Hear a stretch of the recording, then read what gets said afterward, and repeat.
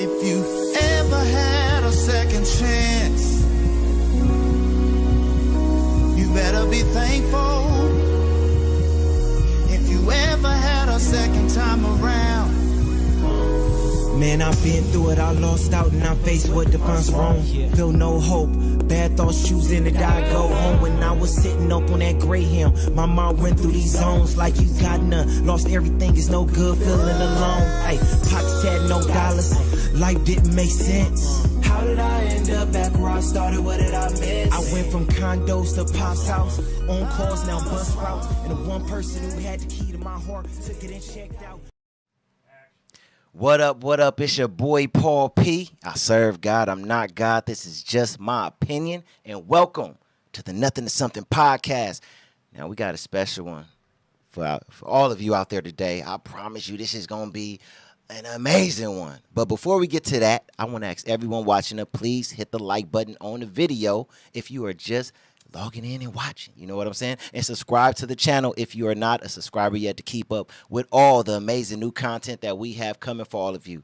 Also, during the video, please feel free to participate in the chat to let us know what you think about the discussions that we are having today.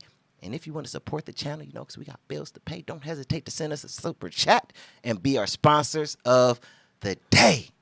Now, didn't I tell y'all we have a special one for you today? Today, I'm sitting here with a man who have a history of rubbing 60s crib from Los Angeles, California. He have been around for a long time putting in work in LA and taking no nonsense, going by the code. I give respect if respect is given. He also have been a very close friend of the late, great, amazing Nipsey Hussle. And to be real, if you saw Nipsey live, in person, in pictures, anywhere, most of the time you seen this man right here. He was also the first person by the late, great Nipsey's side when he was prematurely taken away from all of us. The one and only Herman, Cowboy Douglas. What up, my G? Yes, sir. Yes, sir. Man. So how you feeling today, brother? I'm blessed, my guy, for sure. Yeah. So that's what's up. So here on the Nothin to Somethin podcast, you know, we like to start from the beginning, you know, get your Nothin to Somethin story. You know what I'm saying? So we're going to start from there, you know, because today is all about you, you know. So that's what we going to get into some of the other stuff, Nipsey and everything like that, but we're going to start with you. You know what I'm saying? So with that being said, let's start from the beginning. So I read that you spent your early part of your childhood in Windsor, right outside of Los Angeles, right? Yeah, Windsor Hills, View Park. Okay. Ladera Heights, too. Got you. Yeah. I got a lot of knowledge about those areas, but what was it like for you growing up over there? If you don't mind the mic too. Well, back in the day, it was, you know, it was a hood, you know what I mean? It was gangbanging territory, but it was more or less friends, though. So it's a little different now, you know. Even prior to Nip's passing, you know, a lot of the hood didn't get along for a while. And when I came home from prison, I put front hoods, I put avenues, I put back hoods, 60s all on one song. And that kind of brought the hood together. And that was premature to Nipsey.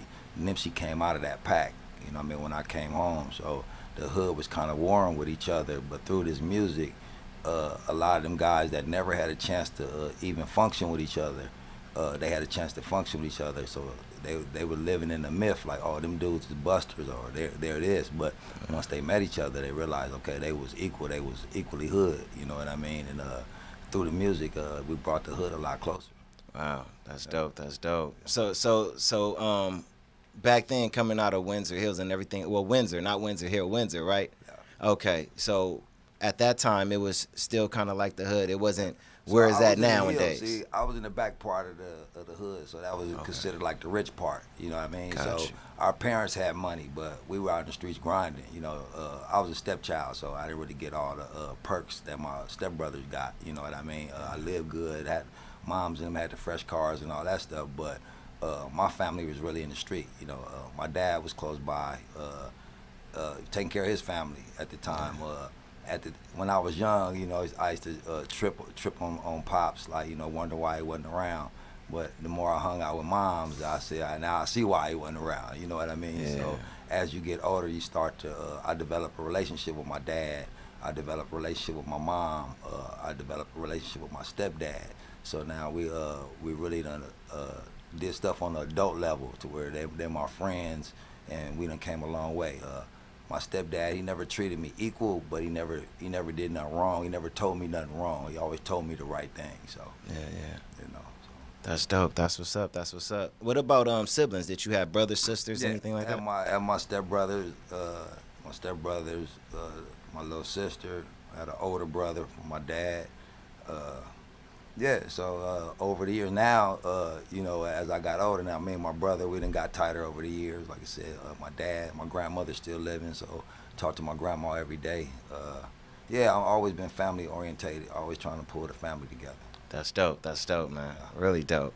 So, so like growing up over there, I got a little knowledge about, Windsor Hills and Ladera Heights, because when we was younger, because I grew up in South Central, but when we was younger, we'll go visit my uncle who lived over there, and to us, he was the rich uncle. You know what I'm saying? It was nice over there, the pretty girls over there, everything like that, right? Yeah. So being in that area, what led you to like be like, you know what, I want to go see what's going on the other side. I want to see what's going on in the hoods down there. Well, when I first came to the hood, maybe like in '83, we were like in View Park. We hadn't made it to Ladera yet. Okay. So most of my friends were down there. So by the time my family started making some money and transitioned out of the hood and moved to Ladera, I still came back to the hood. I was already introduced to the hood.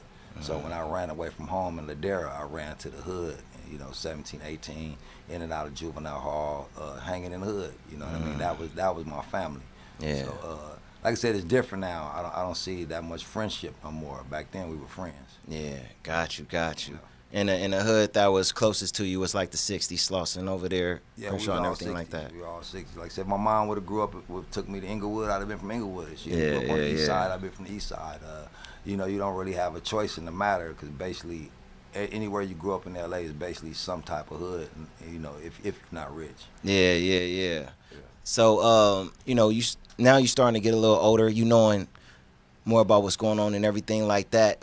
I want to ask, is this something that specifically drew you more towards the homies in the hood instead of like the homies over there in Windsor and things like that? Like, what was it that drew you more towards the homies in the hood and everything? Well, initially coming to the hood, those are the first friends I met. Okay. You always attached to your first childhood friends. Yeah. So I think my first day on the block, they tried to steal my bike. You know what I mean? Got you. Playing full, I had a couple squabbles on the block, so I learned how to fight fast. You know what I mean?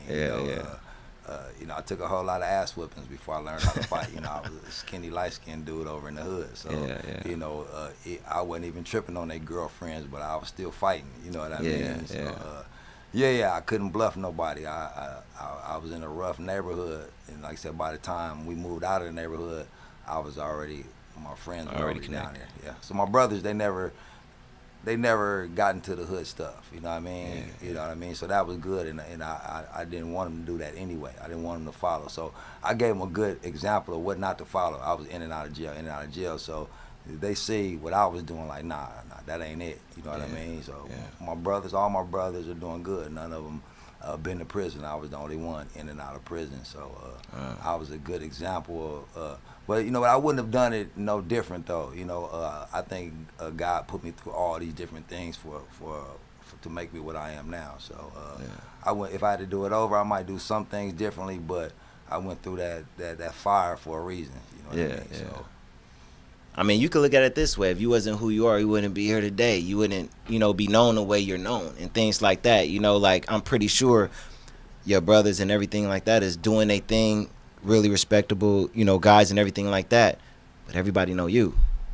You know what I'm saying? So, I mean, God put you on this path that you on for a reason. You know what I'm saying? So I respect it, real talk. that's for sure. So eventually you ended up getting put on and everything like that. So I probably started claiming the hood, like banging it 14, 15, start growing my hair. Really wasn't from the hood. Homies would see me like, where you from? I bang the hood and I run home and shit like that. Yeah. One time we was coming off from school and the homies chased us home one day. Yeah. So the next day they pushed up on us and everybody ran. I'm like, man, I ain't running.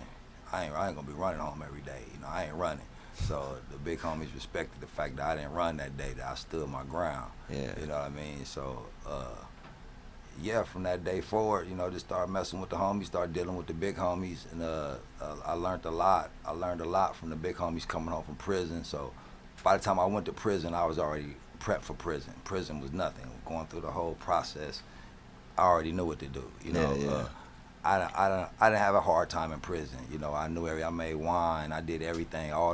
If you hear me talk about prison, you be like, damn, that shit kind of cool. You know what I mean? But it wasn't cool. That's 10, 15 good times I had in prison, and over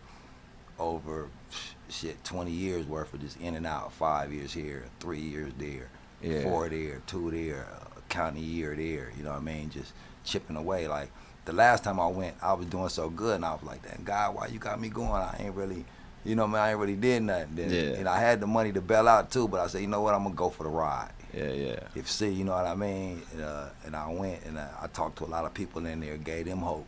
You know what I mean? Then I came home and then I got some clarity when I went into the jail to see how the dumb nigga that killed Nip, how he was living. So the closer I got to him and I seen people in hospital beds with sores on their bodies and shit like that, I was like, okay, these the motherfuckers that's gonna get them. So it felt good. The couple times I went, it wasn't a bad experience. I needed that clarity. You know, and I wrote my book while I was in there. That's dope. I wrote about my whole life, so I took time to sit there and write about my whole life, and it felt good to get that out. You know what I mean? To really just evaluate my whole life, everything I've been through, and just start writing it down. And I let Bloods read it, I let Crips read it, I let Southsiders read it, and they just stuck word for word. So that's dope. I got a nice story, and it's you can't make this shit up. Man, that's dope. That's dope. You know, and we gonna definitely get more into that because I want to, you know, hear about your book and everything like that, you know, and everything. So, around high school time, was you in school and everything like that, or was you kind of like? I played basketball, so you look at those you was a hooper. Pictures, I was dunking on anything. It wasn't nothing. It wasn't nothing. They thought I was going pro, you know. I'm gang banging blue rags, afros, chucks. I'm cross a nigga over, take a nigga to the rag, dunk on his ass. You know, I scrape my face, I scrape my eyebrow on the rim, you know. That's hops, man. Yeah, you know, Baron Davis and them, they was young. Brandon Granville, my little brother, they played at Rancho. We all started at Dorsey up at Rancho playing. I was a lot older than them, you know. I used to just, you know, swat they ball out, you know, out the way, you know. Yeah, I was a baller, so you know, I went to John Wooden basketball camps and all that type of shit. Yeah, that's dope. I wasn't the one that did school. I wasn't good at school as far as like, I went to Westchester and I didn't get good grades. I went to Dorsey for like summer school and I got A's. I could understand the black teachers. I really couldn't understand. Then all my life they always passed me, so they should have never passed me in the 6th grade. So they pass you to the 6th, you go to the 7th, then they pass you to the 8th, but they should have held me back. Should have held me back somewhere, because I never passed the 6th, so why the fuck I make it to the 7th? I ain't passed the 7th, I'm still making up for the 8th and 9th. Now you never make it. Then in and out of jail, wind up finishing most of my education in jail. Wow. So while you was at schools like Westchester, Dorsey, and things like that, like being affiliated, did that kind of like, you know, come back on you, like in school and everything like that? Was it a lot of gang fights? I was gang banging. I was extra out, you know, afros, chucks. We was gang banging. Like nowadays, you can't really determine who gang banging. You know, Crips wear red, Bloods wear blue. You know, but back then you knew. Like my mom, she checked me into Hamilton. We were checking into the school. I said, Mama, this ain't gonna work. She said, you want to gang bang? You going? I said, all right. I was there an hour, you know what I mean? You feel me? It's over with, you know what I mean? She checked me into different schools. It was, you know, I wanted to go to Crenshaw. Nah, you can't go to Crenshaw, but that's where my friends was. If you would have sent me to Crenshaw, I probably would have graduated. You know what I mean? Because I had friends that was gangbanging. They went to Crenshaw, and them counselors winged them, and they went to college and everything. They was gangbangers. Wow, that's dope. But the teachers took the time and said, okay, this motherfucker's struggling. Somebody would have took the time, but you know, I was at a school that was moving at a faster pace, and I could never catch it up. Yeah. Oh, can you get a little closer to the mic?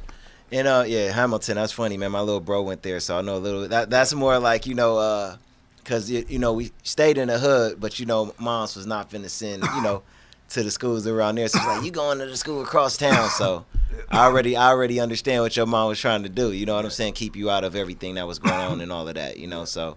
But during this time when you was a teenager, you ended up going to juvie and things like that. Yeah. You know, what was it, Central or what was some of the juvies? Central, LP, Silmar. I did the whole round trip. Yeah. You know, in and out on the regular. What was the experience in juvie? You know, being affiliated, everything like that. What was some of the experience you went through? First coming in it, I think my first trip, you know, niggas was running up. I didn't want to. I think I was like damn near in tears. Like, man, like this shit was like, you know, I was repping the hood, but you know, at the time I was still like a wannabe. You know what I mean? But after that first time in juvenile hall, and the niggas was running up on me, and I'm like, damn, this shit was real live. So by that second time, I'm taking off on motherfuckers now. You know what I mean? So, like I said, I took a couple good, nice ass whippings. You know what I mean? Through high school, even through juvenile hall, to learn how to give them now. You know what I mean? So yeah. I'm not one to say I won all my fights. I got beat up a lot of fights, but it taught me how to squabble. So gotcha. Yeah, I don't do no losing. Yeah. Do you kind of like remember, if you don't mind talking about it, some of the reasons on why you went to juvie? Oh, robberies, getting money, Macy robberies. Never really not like major, but just mainly robberies. I was a stick-up kid. You know what I mean? I go rob the parking lot. My first case in the Slauson and Crenshaw parking lot, robberies. You know, gun cases, robberies, assault with deadly weapons and shit. Couple fights, deadly weapons was my fist. Wasn't never no weapon. Just always my hands or whatever. Yeah. Man. So eventually around, when did you get out, like for good, when it came down to juvie, around 18, 19? I think, you know what, I was still in juvie. I went back to juvie at 18 and at 19. I remember being in there. Then I went from juvie to the county jail for the first time at like 19 or whatever. Going through the county jail, and that was an experience when they just put us in a blood tank. We were only two little Crips, me and my homie, rest in peace. You know, but we was with it, and the Bloods embraced us like them little niggas was with it. You know, but we was so small, they like, man, we ain't gonna fuck these little niggas up. You know what I mean? But we wasn't backing down. We had, the homies that raised us and told us the code, and that's what we did. You know what I mean? Even now that I look at it, though, it was a bullshit code, and it was some bullshit. You know what I mean? So I don't want these youngsters to follow that bullshit code and the bullshit politics that come with it, because it ain't the same. Yeah, that's deep. You know, even though you went through the things you went through, the mindset you have now, you look at it like, nah, I'm transformed past all of that. And even though they're young, and you know, when you're young, you're gonna be young. You want to put out the right message to try to give them some game that they probably not getting from nobody else, basically. Exactly. I started doing music, and some of my early music, it was gangbanging music, and a lot of kids looked up to it. But I was like, I really didn't stand for that now, so I didn't want them to look up to that music because the message wasn't right. So on me lacing Nipsey a lot on prison and on how Bloods wasn't bad people, Crips wasn't bad people, Hoovers wasn't bad people. Don't judge the Hoovers over one individual Hoover that might have did something to you. You feel me? Don't judge that whole hood though. One rolling 60 do something to you, that don't mean the whole 60s is bullshit. You got some solid niggas. So if somebody do something to you, don't go shoot that nigga that's taking care of his kid, walking to go get some Pampers. Feel me? If that person did something, go get your man. Don't just go and get somebody because you mad. You understand what I'm saying? And don't take your anger out on a man. I can't say all black people or all white people are a certain way. You feel me? So you dealing with individuals. So I can't, the nigga that killed Nip, he was a 60. Right. So I can't blame it on the 60s. You feel me? It's that individual. Gotcha. They can't really hear you. Can you maybe in the mic? Yeah. There you go. Right. Yeah. So yeah, I mean, everything that you're saying, I definitely could see that. Definitely a transformation. You know what I'm saying? With the things that we hear now from your childhood up until now. So eventually you end up getting out, 19, 20, 21 years old when it come down to juvie. Did you at that time say, you know what, I'm gonna go on the right path, or was you still at the mindset where you was like, look, I'm gonna be gangbanging, doing what I'm doing? So where was your mindset at this time? Early 20s. I was still fucking up, even that I didn't go to prison till late. So even in the 20s, I think when I went to prison, that was I want to say 98 is when I caught the case. I didn't physically go to prison till 2000 or something like that.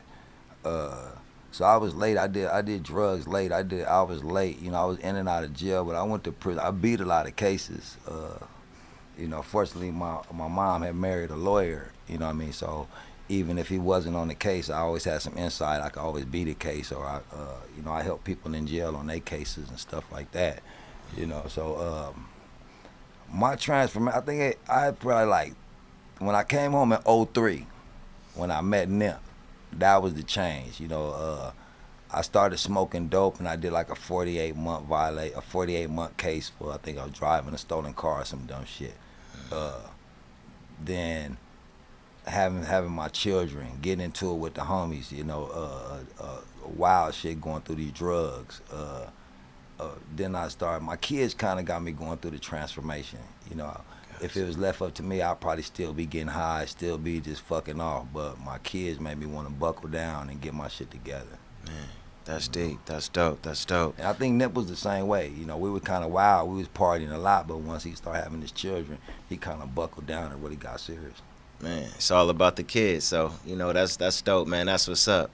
Now, if you don't mind me asking, when it come down to the drug of choice at that time, what drug was it? It was crack cocaine. Okay. So, but coming up from prison in '06, I didn't really do no drugs other than weed until '06. '06, I started doing the powder. So sniffing the powder, and I had sold drugs, so I had work, you know what I'm saying, but I never used it, you know what I mean, I always had sold it. So I think I was in the garage, and my mom had used it for a while, you know, all my life, you know, but I didn't know it till later on in life. So I was sitting there thinking about my mom one day, and I was like, now I wonder what, and my nose was burning. So I took the dope, put in some tinfoil, I know what the fuck I was doing, lit it up, blew it out my nose. My nose felt better, you know what I mean? So I was like, shit. I don't want to be, I see homies got big ass hole in their nose and shit. Like, nah, I don't want that big ass hole in my nose sniffing and shit. So I started smoking it. You know, and through that though, it got me and my mom closer. Cause for years we tried to get her off of it, but it's hard to get somebody off of something unless you've been through it. You can say, oh yeah, I know what you're going through now. You don't know. So now when I tell my mom, look, Mom, I know what you're going through, this, that, she respect it and she getting it together. Yeah. You feel me? So sometimes, so I went through it. At the time, my thinking was I need to go through it to save my mom. You know, that was really my actual thinking when I did it, you know, like, you know. And then I with my mom, it came by the spot, like, look, Mom, and she was like, are you better than that? I'm like, nah, you better than that. Yeah. If I'm better than that, you better than that. Yeah. You feel me? And she's like, yeah, we need to go to rehab. Now you go, show me you serious first. You know what I mean? So we went through that. We went back and forth. We smoked through the hood, nigga. Man, I seen your mama today. Yeah, okay. They knew that was my mama. Yeah. So keep it respectful, you know what I mean? We blazed trails through the hood, you know what I mean? But it brought us tight. It brought us real close. Dope. You know, we sit there smoking dope, reading the Bible. Wow. You know what I mean? They come as you are, you know what I mean? Yeah. You know, when I prayed and told God, get that taste out my mouth, I'm done smoking, you know, I took the pipe, threw it, walked out the house. When I walked out the house, a nigga walking down the street like, here, Mac, you want to hit that? I'm like, I ain't been out the door 5 minutes, motherfucker offered me some more dope. Dang. Went down the street, hit the dope, the police came. I looked at them, they rolled off. I said, they'd be back. Sat there, they came back. I said, I know where I'm going, I'm tired. Yeah. You know, got in the car, and then at that point on, just started on my road to recovery. Man, that's what's up, man. And you know, is this around the same time you went through the situation with your kids and everything? Is this why? Well, well, you know what? I went through that, then coming home again from prison. I got into it with the homies. I was smoking. I smashed to L.A. I got into it with a couple homies, and I got on for a minute. That's where I met one of my baby mamas. So I was down there on the run for about a year. Then I got violated, came back. They put an ankle monitor on me. I told them my family was in Vegas. They wasn't trying to hear it. I went to McDonald's, cut the ankle monitor off, went back to my family. You know, process of that, caught another violation. Then my family came down to downtown LA to a shelter. My baby mama and my 2 kids. And I was in those classes, doing what I had to do. Wound up getting a house in Lancaster. Was out there with my baby mama, my 2 kids. I was a stay-home dad, taking care of all the kids. Me and the baby mama get into it. She threw boiling water in my face. I jumped on the highway, face burnt up. My 2 kids, my son on my lap, smashed to L.A. They wound up taking me to jail. I had the kid come home. I still had the kids. They wound up taking the kids from me later on. Fought for 2 years to get them back. They finally gave them back to her. Still in contact with them now, though. But yeah, I was a stay-home dad. But then when she burned my face and I smashed back to L.A., I came back to Slauson and Crenshaw. It brought me right back to Nip, and I would show up every day like Home Depot, man, y'all need some help. I'd be cleaning the parking lot, sweeping this shit, you know what I mean, every day. Yeah, then I did that for about a month or 2. Then I think Nip said, yeah, holler at Sam or something. Then Sam got him like, hey, you want to work? I'm like, yeah. Started working. I was at the beginning when it started, then I fell off. Then at the end, when everything was coming together, I was like the last employee that got hired at the end. You feel me? At the end, I was at the beginning starting it, but I came on the end. I was like the last full circle. Everything had just finally came together. It just got in the studio with Nip, just did a song. Everything had just kind of came full circle. And the day that the incident happened, I was telling him how proud I was. Like, man, you finally made it. You finally got a break. He worked his whole career. He never stopped, every day. And I used to be like, how you do it? I couldn't. Like, it was amazing to me seeing him flying around the world. Where you going, bro? In the studio. He drinking some tea. Here, man, read this book. And he just constantly working. Then prior to his death, I see him and Lauren London. They going down Slauson on a 4-wheeler. I'm like, nigga, put a helmet on that girl. And nigga ain't having fun. The next morning I come to work, that nigga sitting in the parking lot on the 4-wheeler rolling up a backwood. Like, nigga, you bored. Nigga, they filmed, we just did the DJ Khaled video. So he was in the hood he finally made it. Because all the mixtapes he did, those are mixtapes. So everything built up for Victory Lap. So by the time we did the Victory Lap, hanging up posters, then the whole rollout around the world, then it was like, okay, Victory Lap is wrapping up. What's next? And the dumb shit happened. And I could tell, like, these are like very vivid memories to you, because when I see you talking about it, it's almost like you looking at that exact moment in your life and everything like that. So I replayed it. I was looking through my Google photos just for like the last maybe 10, 13 years or whatever, and it was just amazing just looking at the growth, just looking at all the stuff, me backstage with them, just different stuff. I'm filming the parking lot. You just see Nip roll up, jump out the car, like, it's it was crazy to look at all them videos, like stuff I never posted. I wasn't ever about posting nothing, and I had Nip, you know what I mean? So I'm just filming for fun, but yeah, I still got those memories though, I looked at a tape the other day, and it was like prior to him passing, but he was in the gym every day working out, he was getting in shape, he was really getting his shit together. Man, that's what's up, man. And we're gonna get into more of that, but I don't want to pass this part of it without getting into it, man. The rapping part, for you was the one who everybody in the hood was looking at it like, oh, okay, you doing your thing and everything like that. So is that when you was Big Thundercat, as your rap name and everything? I was Kev Mac rapping. Okay. I was Kev Mac rapping, and you see Nip in all my videos in the background. He had no hair on his head, no hair on his face. Yeah. He wasn't even from the hood yet. He just in the background. And, every day I talk to him about the rap. We trying to figure out what his rap name was gonna be. Like I said, I was rapping, then linked up with Nip. He was in the studio. I was coming out of the studio because everybody wanted me to rap for him, but like I said, I really wasn't as talented like Nip and like the rest of them. I could rap. I'm good at it. I got a lot of stories, but I got to work hard at it. You know what I mean? When I met Nip and he started rapping, I stopped. You know what I mean? It was time to. It was like not. I never inspired to be like a rapper. You know what I mean? It was a hobby. It was for fun for me. I always bought the equipment for the homies. You know what I mean? So that was never my dream. You know, so me buying the equipment and listening to Nip, you know, it's like whatever he needed, pushing posters. If you need a flyer done, whatever he needed, it was about, yeah, okay, this guy's tight. You know, I'm gonna rap about number hood stuff. That's all I know. I can't rap about the fresh cars. I don't got them yet. You know what I mean? He rapped about some stuff, and I still listen to the old stuff. You know, when he first started. You know, and that stuff right there is stuff that's never been released, never been out. I'm still stuck on that. You know, the stuff I originally when I first met him. You know, just what level he was on when I met him. You hear some of those songs, it's amazing. It's like it's crazy. That's dope. That's dope. But rapping wasn't just it for you. You know, you eventually got into comedy too, right? Yeah. So, okay. Well, comedy was prior to my long stay in prison. So 5 years was.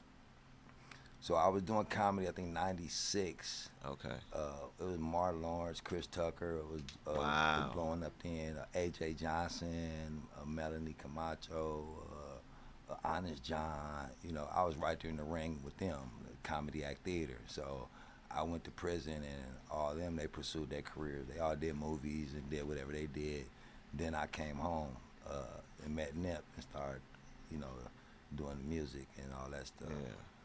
That's dope. That's dope. You know, about a month ago, I interviewed a really good dude. His name is Stacey Taylor, and he was he's affiliated to Crip, and he spent 25 years in prison, and then he got out because some rules changed and things like that. And when he got out, you know, he started doing stand-up, and he's successful with it. Yeah. So, you know, I was like, you know, stand-up comedy is like the way to go for gang members after getting out of jail stints, huh? Well, that was my heart. My heart is comedy, though. That's what I do. I like, you know, Nip was a great artist, a great thinker, you know what I mean? I'm a speaker, you know what I mean? Yeah. That's what I do. You know, if it came down to a rap or a comedy, I would pick comedy. You know, laughter. Everybody need laughter, you know.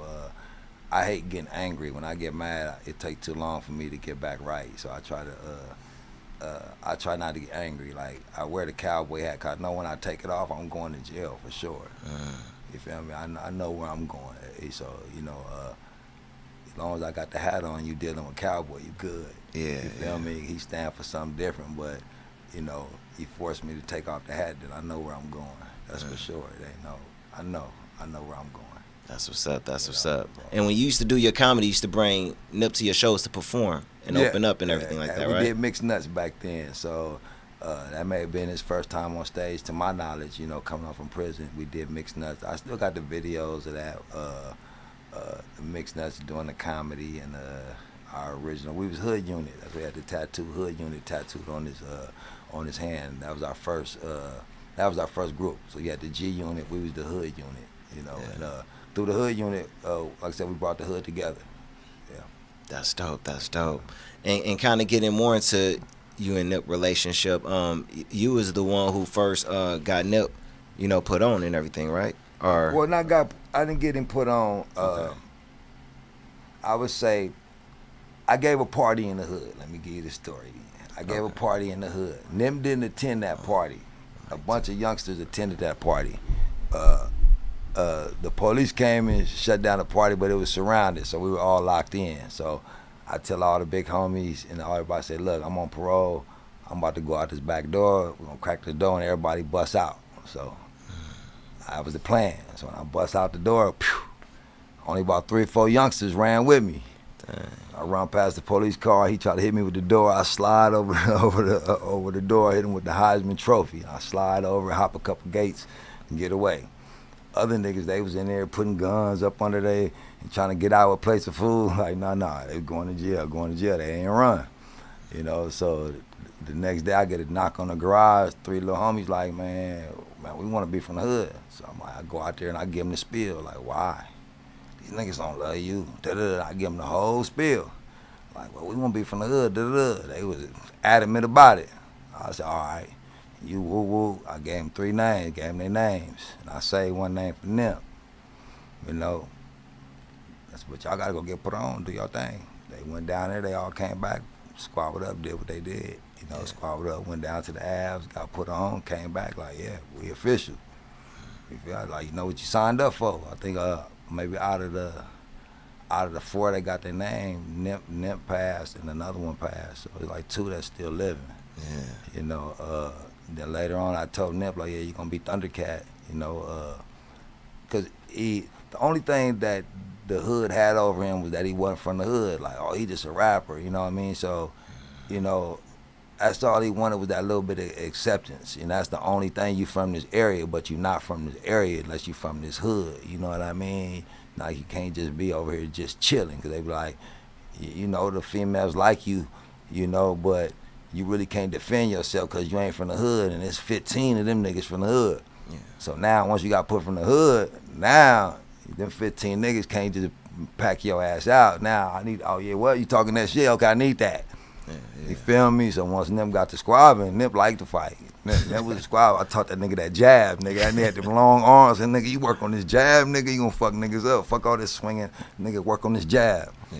Nigga, and that's what he did. And even in his music, like he said, he gang banged. He never felt the satisfaction. You know what I mean? He never, you know, he never felt it.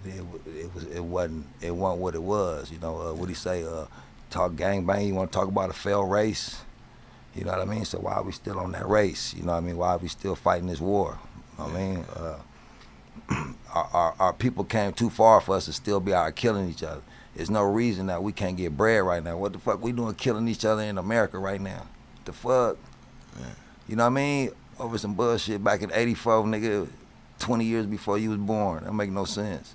It's crazy. You know what I mean? But it is what it is, but niggas need to get together and get their bread right. You know what I mean? It's time to unite. You know what I mean? Niggas talk about it. That's what our ancestors, this thing, we couldn't vote. We couldn't do a lot of shit. Now niggas can vote, niggas can do this. Now they got the right just to kill a nigga for nothing. You know what I mean? So, like I said, we need more positive talk shows and more shit like what you got going on. So, Appreciate that. You know, everybody want to dwell on the negative, the Jerry Springer type shit. You know what I mean? Fuck all that. They've been programmed for that. So what we gonna do? We gotta speak on the real shit and don't even click on the bullshit. Yeah, real talk. You know. So these were like early stage Nips. Was the grind that Nip had, was it the same around this time? Like the early stages before really getting into the music? Or you know, what was kind of, because you got to see, you know, that journey. What was that? You was like side by side. So what was that like, the early stage Nip before getting into being a Nip that everybody knew? Nip grind with the CDs. He put me up on the CDs. His grind with the CDs was amazing. You know what I mean? Coming up from prison, this CD, burning the CDs, it wasn't necessarily just his music. It was whatever was out. We had music. You come to that corner, that was coming like crack. Yeah. That corner was crack. We like, damn, we make a rack. I remember days I couldn't make 100. I started making 100 a day. Then it was that I wasn't leaving. That's how I had a rack a day. Me and Nip, that's why me and Nip, we say shift change. When I pull up in that parking lot, I be on the bike, I say shift change. Nip knows it's time to take a walk. Or if I'm in there, he pull up on me, shift change. I mean, go take a walk to Woody's, nigga. I'm here now. Let me make a couple sales. I mean, it'd be the point. He'd be at one car, I'd be running to another car. You know, we had the CDs, we had the movies, whatever you had, we had it. You know what I mean? So we was thinking, damn, we make this much in the parking lot. Imagine we had the building or whatever. You know, then the police was harassing us. It seemed like everything that the police did at that time to fuck over us made us get right. Like, you feel me, taking our shit, you know, making Nip and Black Sam and Fats, you know, go by the building. Nip had a cold team, you know, when his brother came through, when Sam came through, and then with Fats, you know what I mean? Your Ant Dog, you got Krusty, you had Rocco, you know, you nigga had a squad. Your Big Ice, you know what I mean? He had a squad that was behind him that you never saw. Yeah. You know what I mean? And when you got a squad behind you, you can be the headliner, you could be the man, you can do your thing, you know what I mean? But he had an amazing squad up under him of homies that you couldn't just handpick these homies. We all came together, and everybody had their ups and downs. He might be a drinker, he might do drugs, he might do that, but Nip gave us all an equal opportunity. And I say Black Sam had a big role in a lot of shit. A lot of people he gave jobs to. They give Nip a lot of credit for a lot of stuff, but Sam deserve a lot of credit for a lot of the hiring of of the individuals in the hood that really need the help. You know what I mean? So yeah, got you. I mean, and you was there through the whole journey. I mean, you basically a part of the team. You know what I'm saying? I mean, when he started the All Money In label, you know, the mixtape when he's working on the Marathon. You know, after that Crenshaw, which is my favorite. You know, you know, mixtape album, whatever you want to call it, of all time. You know what I'm saying? After that, Mailbox Money and Victory Lap. You know, during that journey, that whole journey, do you have a favorite moment? You know, that y'all got to go through. I want to say Victory Lap. Okay. We was at the Palladium. I seen Puff Daddy come in. They got some diamonds. Them motherfuckers was blinging like a motherfucker. I'm like, look at that shit, nigga, shit dripping. Puff Daddy was there. He had 2 bodyguards. Them motherfuckers was skinny as a motherfucker with dreadlocks. They look like ninjas. I said, look at this shit. Feel me? You know what I mean? You know, and I seen Puffy there, and I seen the whole city come out. I walked from VIP all the way to the middle of the stage and watched Nip. He doing his stuff. He looked down, seen me, chunked the hood up. He kept doing his thing. And I just in the middle of the whole arena at the Palladium, and that was a good moment right there. Like, man, you finally, that was like the dropping of it right then. It was that was amazing. Yeah, you know, yeah. That was it. Wow, that's amazing. That's really amazing. You know, Cowboy, I always had a very, you know, strong respect and love for Nip because me and Nip was around the same age.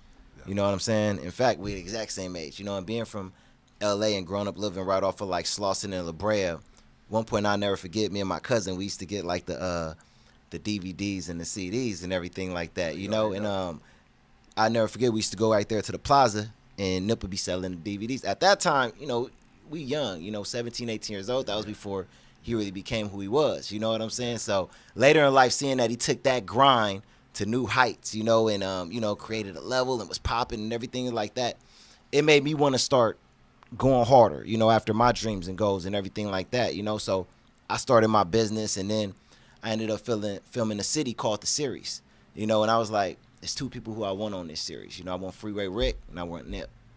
I ended up getting, you know, Freeway Rick, but I never got to get, you know, Nip on it, you know, because of everything that happened and everything like that. And it's crazy because that Sunday we was filming at Crenshaw High School, you know, and everything happened. It was right down the street, you know, when everything happened. And, you know, we heard the news and everything. So one thing that I want to ask you, if it's okay, if you could kind of like go over the events of like what happened that day, like when you arrived, then when Nip arrived, leading up to, you know, what happened and everything like that.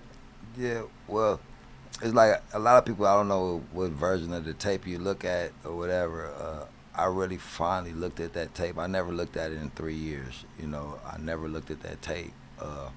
I finally looked at it during the trial, you know, and I had a crystal clear version of it.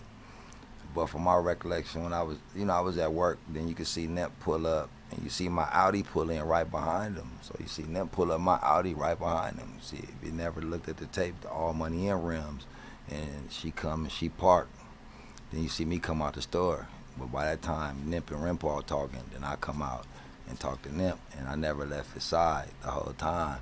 You know, between the handshakes, I heard the conversation. So everything boils down to that conversation. If it wasn't for the conversation aspect, I would have never got involved in nothing. Yeah.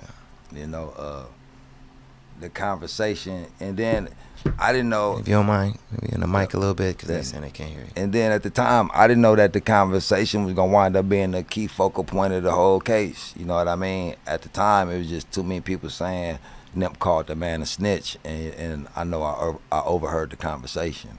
You know what I mean? So it wasn't no mystery who killed Nip. We know that, but I know he didn't do it behind the nature of that conversation. So I can't go to sleep with the world thinking that, you know, that's some justification. That man called him a snitch. Yeah, he's supposed to do what he's supposed to do. Nah, that wasn't the case. If Nip would have did that, I would say, okay, yeah, Nip did that and Cuz did something fucked up. That's fucked up. But that's not the case. So everybody was stuck on Nip called him this. But I'm like, well, what was the reason? You know, okay, if it was a setup, when you try to get away, you feel me? You left and you put on a shirt. Why not just throw on a hoodie and just come back around and get your money, get your payday? And, you know, So that X that out.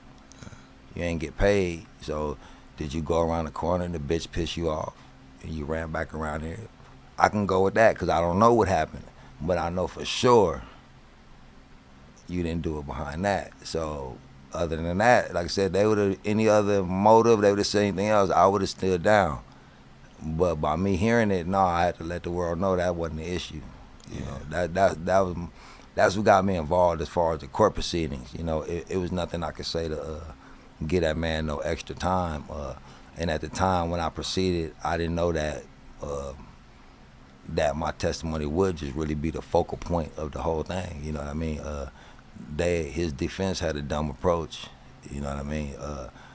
I've been to jail many times. They came wrong. They could have did something differently, and that wasn't it. Yeah. You know what I mean? They didn't take in the key factor that I heard it. Yeah. You know, but that wasn't gonna save him anyway. You know what I mean? His fate is shit. Well, it don't matter where he go. It don't matter. Yeah. You know. Yeah. But Nip never caught that man a snitch, and I'ma stand by that, and I'ma still. When they go to sentencing, I'm gonna be right there. When they about to sentence a nigga, and just know why. You know what I mean? Cuz didn't even show no remorse. Cuz ain't even look over at the jury and just be like, you know what, my bad. I tripped out. I fucked up. Man, my bad. Goddamn, I tripped. You know what I mean? Yeah. Like, damn, nigga, like, shit, I fucked up. The bitch pissed me off, or shit, something. Yeah. Sitting there looking like you innocent, nigga, get the fuck out of here. I'm just saying, you know what I mean? No. Yeah, real talk. Being that you know, Eric and Nip and, you know, everybody's from the same hood, did you know him personally as well, or you didn't really have no knowledge of him? I had knowledge of him, but not like me and Nip. Me and Nip was, you know, Nip was like a son at the beginning, then he was like a dad toward the end, you know what I mean? He be telling me shit that I'm like, nigga, I'm supposed to be telling you, I'm the big homie, nigga. How you telling me this shit, you know? But stupid cuz he was just really a peon in the hood that, you know, he was a boy, you know. When I named Nip under me, you wasn't gonna be nobody's boy. Wasn't no big homie gonna roll up and say, get in the car, or, nigga, none of that. Not up under me, you wasn't gonna be. So I could have named him up under my other name, and he probably got a pass in the hood. I named him Thundercat. Nobody knew who Thundercat was. Feel me? I said they gonna ask you where you from. You tell them, nigga, I'm from 60s. Say, what they call you? Say, they call me Thundercat. Say, who your big homie? Big homie Lil Kev. They ask you anything after that, you take off on their ass. They say, oh, where you be at? And I fuck all that. They got them 3 questions. They don't know where you from. Nigga, I'm from 60s. What they call you? They call me Thundercat. Oh, who big Thundercat? Oh, that's Lil Kev.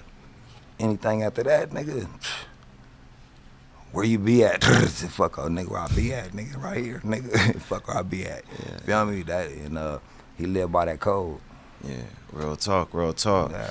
You know, and you know, I know you spoke on it a little bit, but I personally want to ask this question because my respect for you, and I wanted to see if it was something that you wanted to, you know, kind of clarify. But I was looking at this, you know, interview, Say Cheese interview with Bricc Baby, and he was bigging you up, you know, and you know, saying, you know, back in the days we used to bump your music and you know, look up to you and everything like that, you know, but when it come down to, you know, you can't be a gangster and be a snitch, you know, and you ruined your rep doing that. So I wanted to know, what is your response to that if you have one? Number one, cuz is nobody. Cuz I ain't never seen cuz in the hood a day in my life. I've been around it 32 years, so cuz ain't Nip right hand man. Whatever their relationship is, it is what it is. But if cuz has something to say about me, number one, if you real hood, you don't get on the internet. You in violation right there. You don't get on the internet and speak nothing. All you got to do is make the phone call and say, hey, Mac File, let's round table this shit. You feel me? Let's talk about it. You don't. So you looking for likes. You feel me? But then when you do your research and you calling the big homies like, nigga, you better leave cuz alone. You know you gonna see cuz.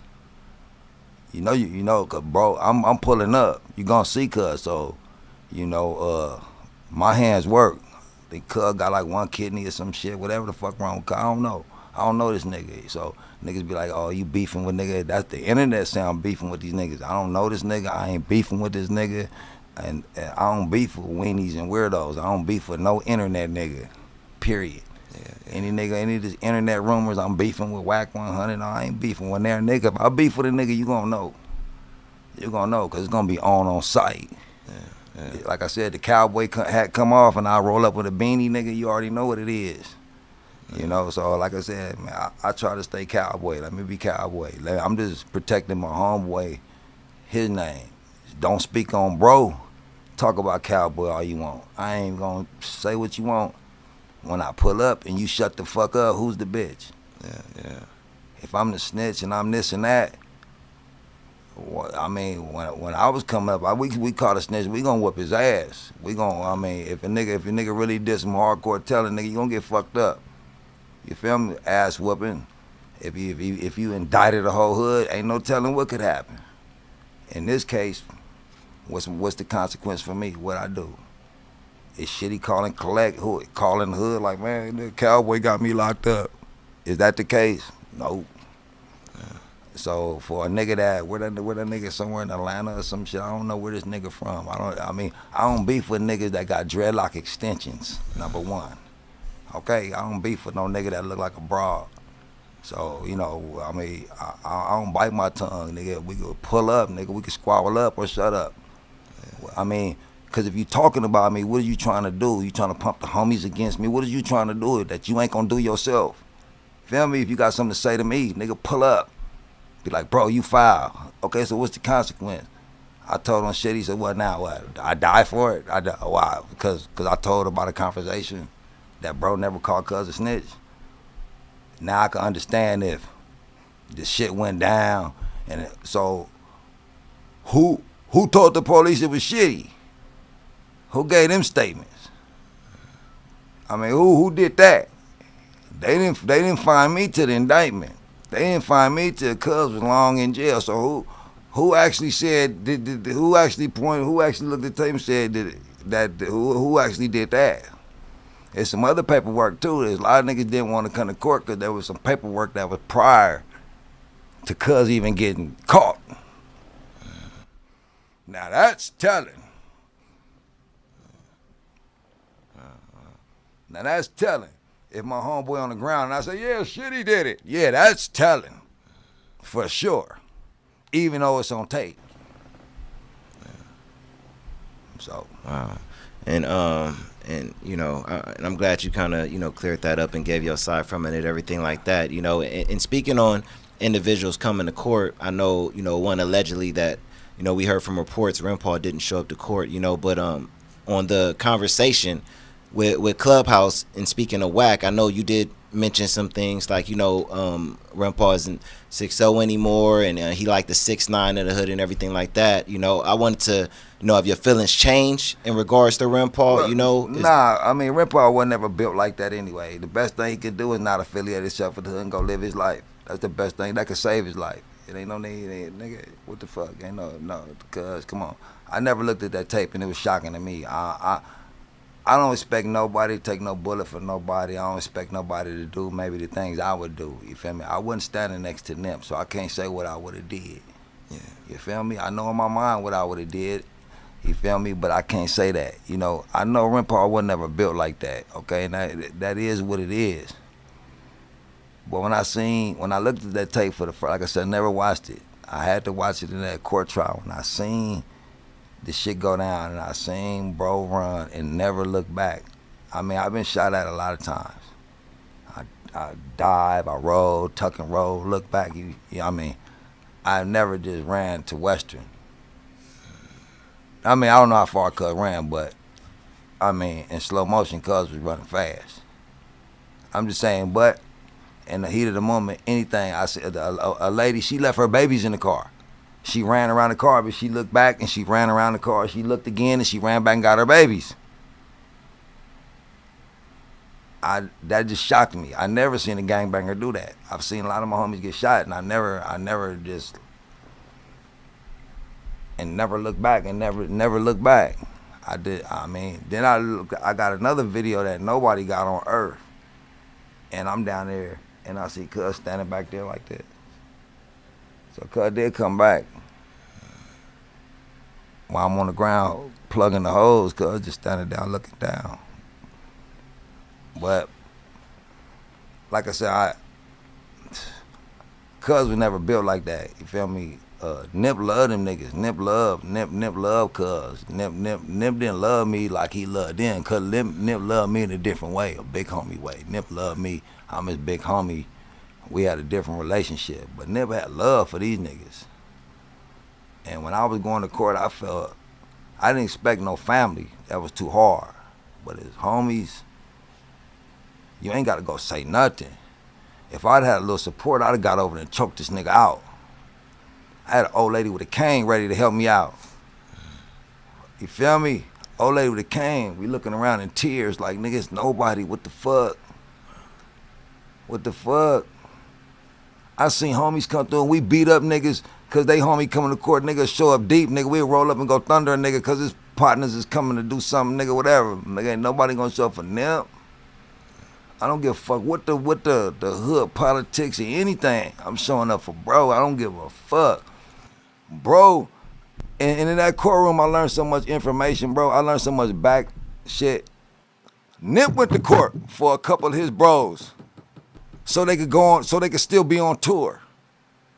Nip went and talked to judges to make sure some niggas with some chains on right now, nigga, is free. And you can't show up, nigga.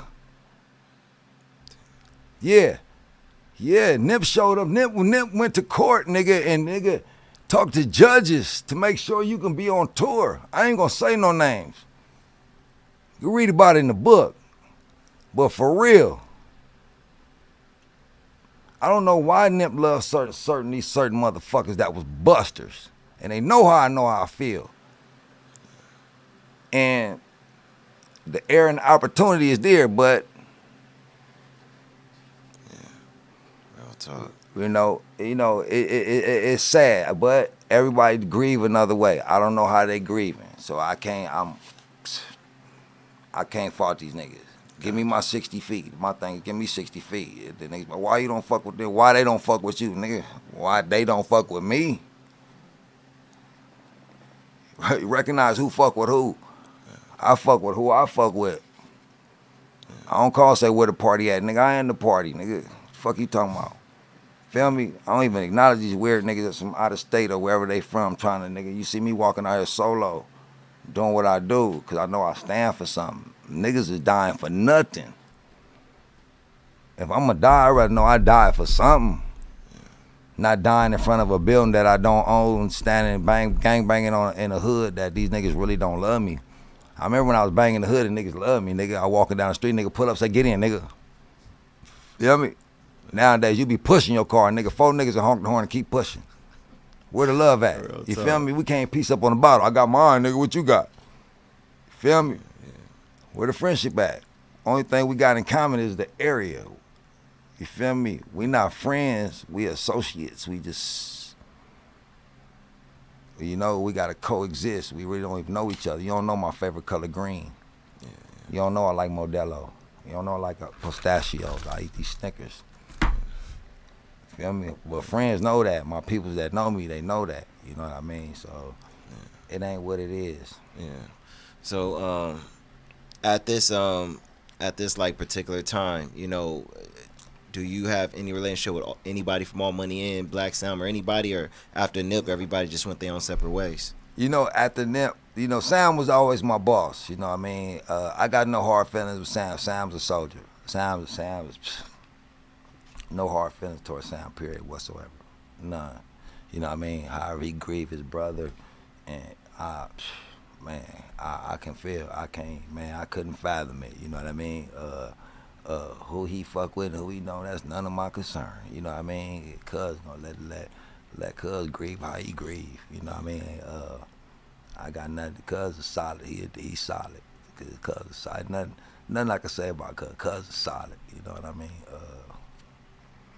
You know, some of these other associates, a couple of the rappers I fuck with. You know, I fuck with Conrad, I fuck with Pac-Man, you know, I fuck with G.I. Joe.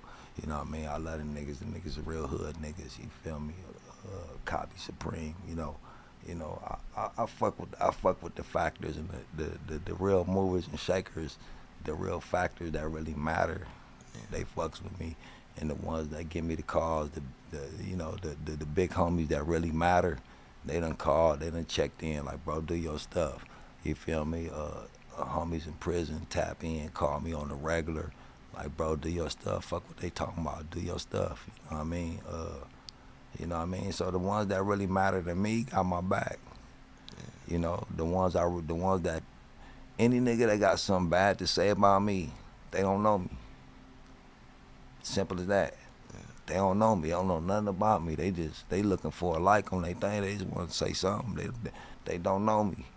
You feel me? If a nigga really from all the real hood niggas, ain't nobody spoke out. So if a nigga like Trick Baby or whatever the fuck they want to call this nigga or whatever, if that's what you want me to talk about you, you know what I mean? You want me to tell you to take a fade and you turn it down and make you look stupid, you know what I mean? That's on you feel me? Because I tell you to pull up, you feel me? What you gonna do? Pull up with some guns. Nigga got 1 million excuses, so I ain't fighting him. He a professional. I ain't never been trained. I just been I was raised in the Thunderdome. Niggas ain't Thunderdome in 20-something years. More than half of your life, nigga, you don't know how to fight. So we gonna start there. So fighting ain't an option for you because you can't fight. Because you wasn't raised fighting, you don't know how to fight. Simple as that. You don't know how to fight, nigga. Ball your fists up before you start talking. If you ain't willing to ball your fists up, quit talking. You know, I'm like, you know, back in the day, nigga talk about your mama, nigga, win, lose, or draw, I got to squabble. Quit talking, because what you trying to do, pump somebody else to do your work? Imagine somebody believe this bullshit you talking about. Cuz be on there with his long little fake-ass dreadlock weave. Talking about cuz against the code. Shut the fuck up, you weird-ass nigga. You want me to address you, nigga. You feel me? One thing I can say about Whack 100, cuz be outside. So if a nigga walk up and sock cuz gon' whatever. You know what I mean? Feel me? Cuz gonna put his own narrative on it, you know. The homies got a little hand on him, but you know, they didn't get him good, but Cuz put his narrative on it. What it is, Cuz gonna stand for what he stand for. Might be he gonna stand on his bullshit. And I gotta respect a nigga that's gonna stand on his bullshit. You feel me? When I seen Cuz at the BET, I could have slapped Cuz could have slapped me. Just that easy. We this close. You talking about Whack? Yeah. Okay. Even closer. Yeah. Feel me? I give Whack a pass. You feel me? Cuz outside. Let me catch one another nigga outside. Nigga, you ain't getting no pass because you from where I'm from, nigga. Nigga, you from 60s, nigga. What?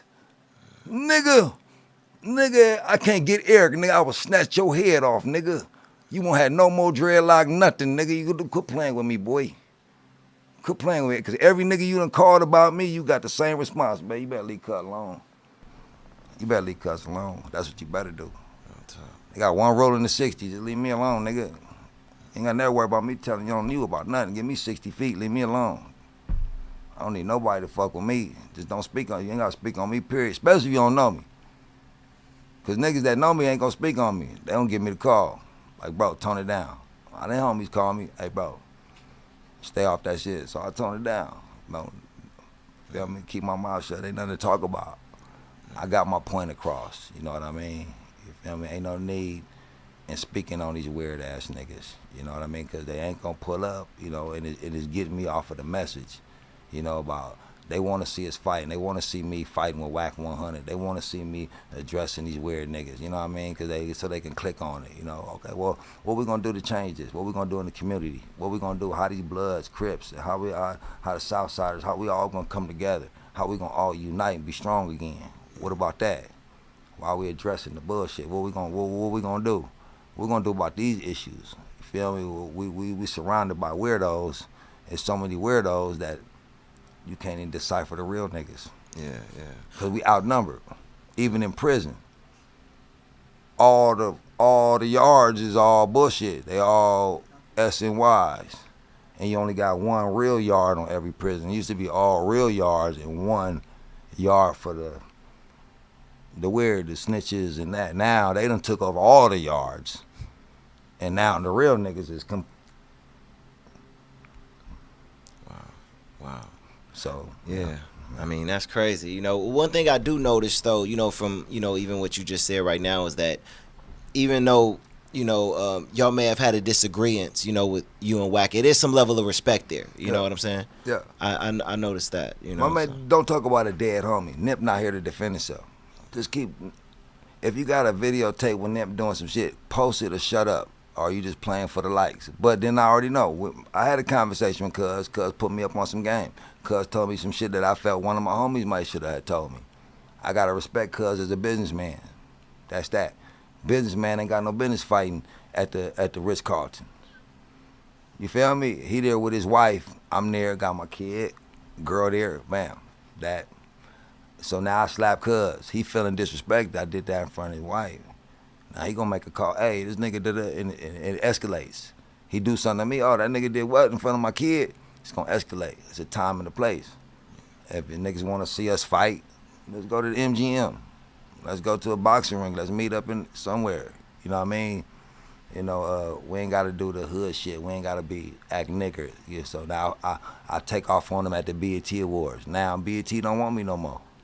You feel me? I've been going to BET every years and years before Nip got there. Every year I say, Nip will be next, watch. I was going there like, Nip will be not, tell Big Boy, watch. Then Nip and YG, I said, nigga, we in there. Then, you know what I mean? Then we did it, then they did it. You know, then even afterwards, from the funeral to the blue carpet, you know what I mean?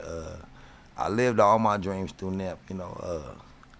Everything on earth that earth got to offer, I done did it, you know. I just want to save whoever I can save and stack some bread for the kids. It's for the kids now. It ain't you know. I'm done dealing with these old niggas that stuck in their ways. We trying to train these kids. You know, these NFTs. You know, the shit Nip put us on. NFTs and you know all this little shit. You know, the metaverse. You know what I mean? You know. Let's talk about that type of shit, the shit they don't want us talking about. Yeah, let's talk about uniting. Let's talk about the shit that they don't want to hear. You know, leave that bullshit alone. They got that. They got the bullshit arena. Y'all can have that. Y'all can have that. If you ain't talking about nothing, y'all can have that. We good. We tired of that. We tired of that. We tired of this Jerry Springer shit. We tired of hearing drama. I'm tired of tough ass bitches. I'm tired of everybody being so tough. Nigga.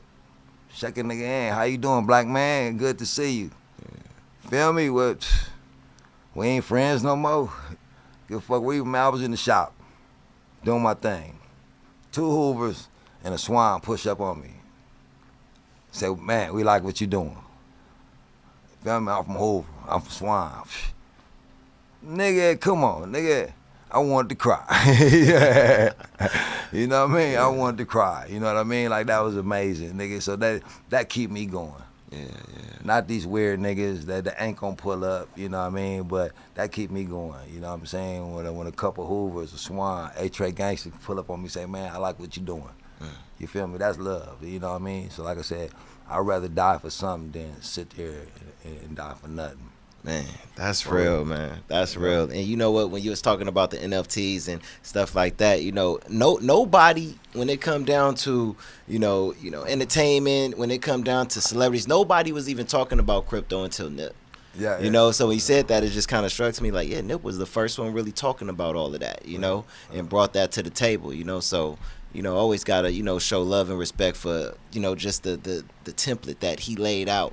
You know, with like I said, got me wanting to start my business and, you know, get more into being independent and everything like that, you know, because of the respect I have for Nip, you know. So, you know, he's definitely a real one, you know. So to stay on some of that positivity, after the passing of Nip, what are some of the things that you doing right now to make sure that his name, you know, stay living on, you know? Well, I want to do a nationwide ceasefire. That's my get down. So on his birthday, we doing a nationwide ceasefire. We ain't telling y'all to go to hoods and peace treaty. No, you ain't got a peace treaty. Just do a ceasefire that day. Go to the store, chill with your family, whatever you do. You know, party, have fun on Nip's birthday, and we want to do it on March 31st, 2 times out the year. That, you know, that if you're a Nip fan, honor that. You know, just honor that on them 2 days that we just do a ceasefire. And let's try to restructure this shit. You know, we need to restructure it.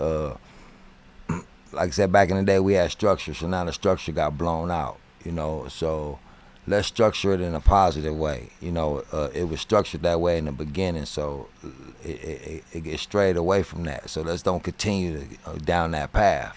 You know, let's straighten it back up. You feel me? If Crips was meant to serve the community and get shit together, they done got no business killing each other. And if the Bloods was meant to do that, why we can't be together? You know, when you go to jail, we together in jail though.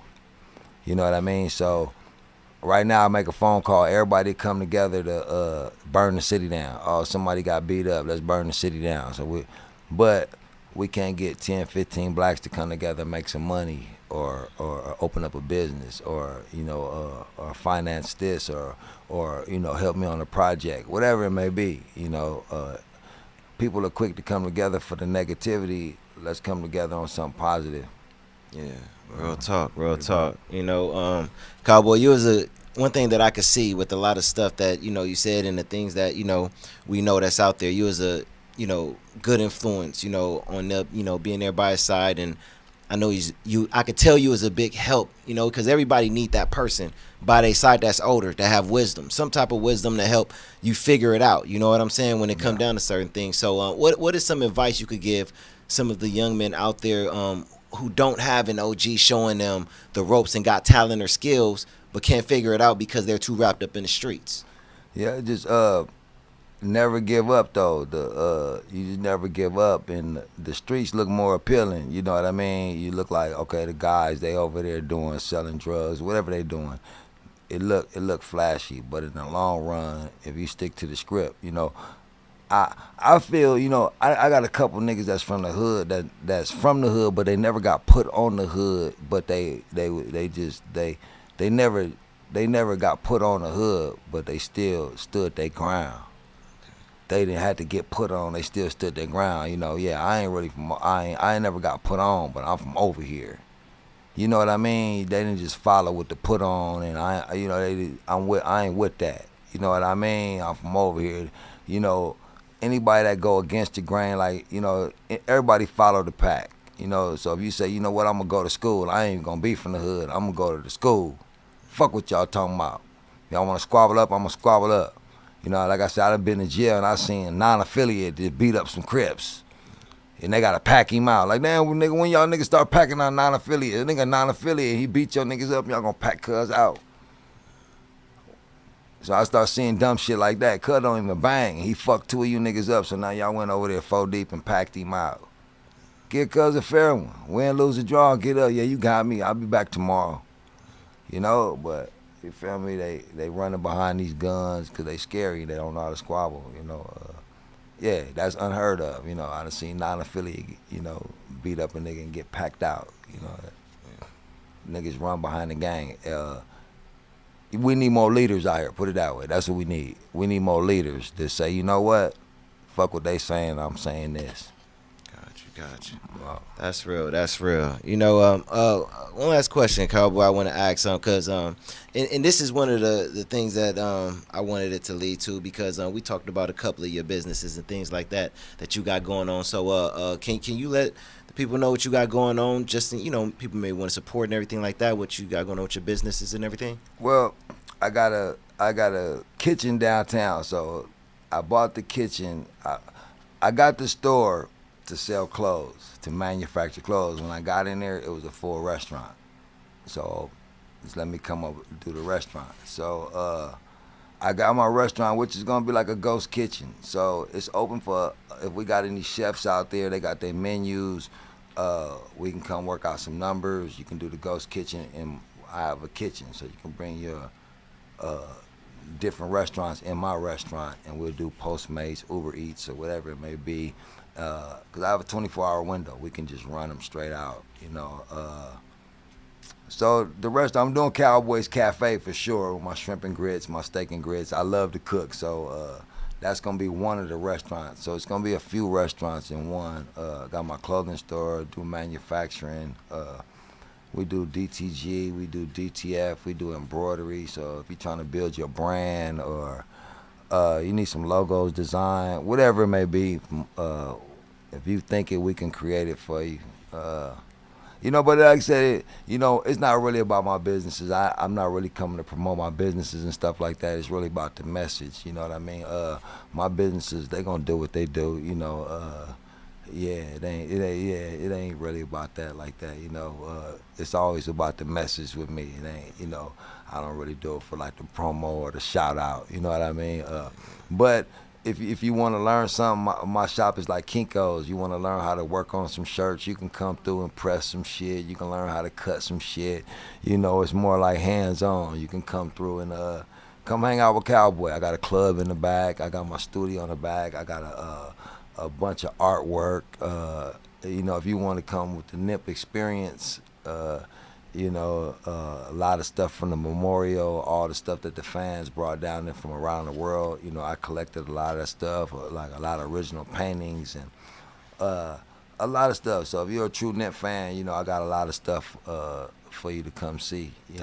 Memorabilia, just collectible stuff, just something to come see. You want to see what Cowboy doing. It's for the Cowboy fans, ones that want to keep the marathons, tap in. Like I said, everything in life, I done did it. I'm not trying to get rich overnight or whatever. I'm trying to just do something for my family, get my family right. Real talk. That's about it. That's what's up. That's what's up. But before we end this out, one last thing, Cowboy, because you said exactly what my point, one of my points of having you here today, it's about the message, right? So just last thing, what ended after that, if you can, just look in that camera, get on the mic and just, whatever you want to say, whatever message you want to put out there to the young men, whoever, just, let them know, give them some final words, man, and advice from you. You know what I'm saying? If you don't mind, get on the mic too. Whatever you're going through, put God first. Put it in God's hands, put it in God's hands. Whatever it is you want in life, a lot of stuff we don't get in life is because we don't ask for it. So if you need finances in your life, say, God, you know what, I really need these finances. It's that time. Tap in with me. You know what I mean? And wait on cuz. You know what I mean? Believe it that it's done. It might not come on your time, but it's going to come. So, yeah, whatever you're going to do, put it a part of God's plan. You know what I mean? Because I don't give a fuck what you're doing. If it ain't a part of his plan, it ain't going to work. So if you got a plan, include his plan with it. You know what I mean? If you want to make it, but how's he going to get the glory? So we start there. You know what I mean? Whatever your dreams is, never give up. The more they tell you no, you can't do it, the more people hating on you, the more you keep going. I wake up, look at some shit, don't even acknowledge it. Like, all right, I'm doing my job. I'm doing the right thing. If I don't wake up and somebody got a hate post, then I'm slacking.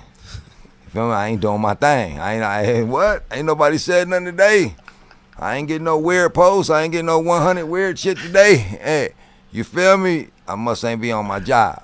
Because when you're on your job, they trying to figure out whatever they can do so they can get a like. So if you're going to go through your day to go look at my live, take a picture, edit that, it should take time. I'd be like, damn, cuz got me looking live. Look at that shit, got me on hood, neighborhood. You know what I mean? But, hey, you take it. I never took the time on my day, I seen that shit. I put a little video for the more weird-ass niggas, so they can get their little spotlight. But, let's keep this message positive, though. Let's just keep it positive. Keep God first. Never give up. If you ain't got no haters, then nigga, quit getting high, slow it down. You tripping. You doing something wrong. If they ain't hating on you, then something wrong. You know what I mean? And, through this trial, through drugs, through prison, through all my ups and downs, like you said, something from nothing. I made something from nothing a couple times in life. I made something from nothing into riches and fucked it off and got it back and fucked it off and got it back, fucked it off. Riches, you know what I mean? During the coronavirus, started off with $100 coming off from jail, $100 to my name.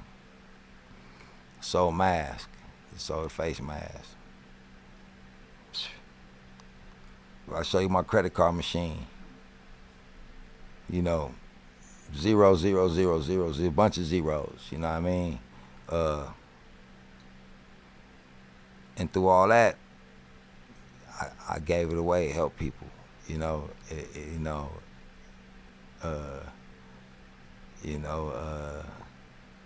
it's been a long marathon. You know, when they say a marathon, I'm the oldest one in the crew damn near. You know what I mean? As far as this marathon, and I'm one of the only ones left. And I'd be like, damn, God, why you got me here? Why, you know, they supposed to be burying me. You know, so I know I got a purpose. You know, once you know you got a purpose, it don't matter what nobody say. Can't tell me nothing. Once I told Nip, nigga, you do this, you own, nigga, do your shit.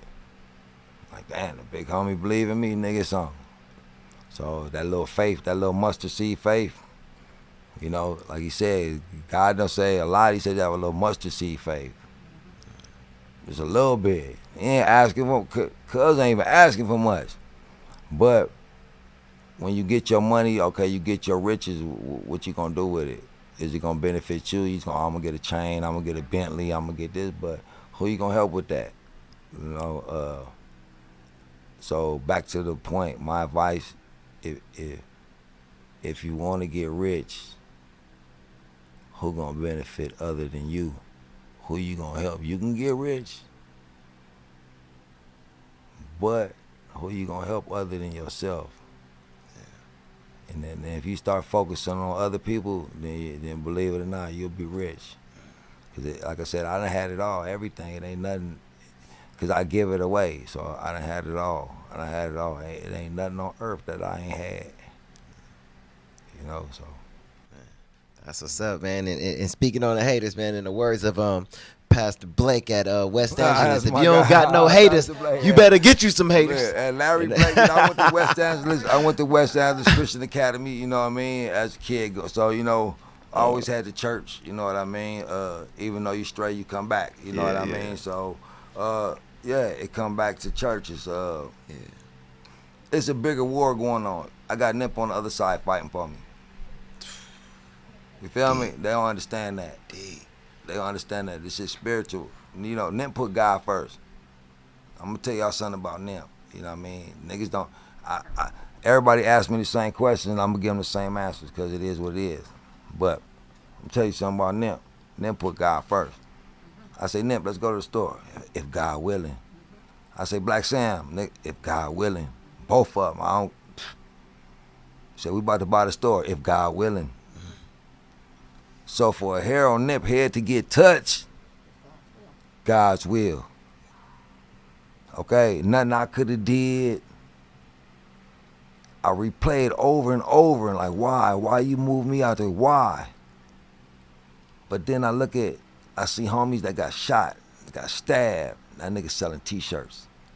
A whole row of niggas, they didn't sell nothing but drugs their whole career. Them niggas selling shirts. They inspired, open up businesses, shoe businesses.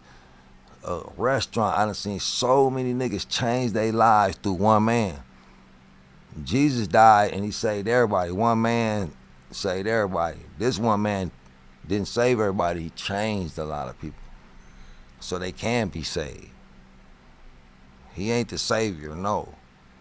But he's showing you what you see in Nip. It was who he served. That's what you see. You feel me? It's who he served. That's what you see, that light. He was a great man. You know why? Because who he served. You know what I mean? Who he represented. No matter what. Hey, Nip, let's go to the store. Hey, if God willing, come on. Put God first. I mean, you know, to the best of your ability, everybody fall short. And ain't nobody perfect. You know what I mean? I know for sure I ain't. You know, I ain't perfect. You know, Solomon, he wasn't perfect. You know what I mean? You know, he feel me? So, you know, ain't nobody perfect, but, you know, acknowledge bro. And if you need some help, don't ask your mama, don't ask your cousin, ask bro. Yeah. That's it.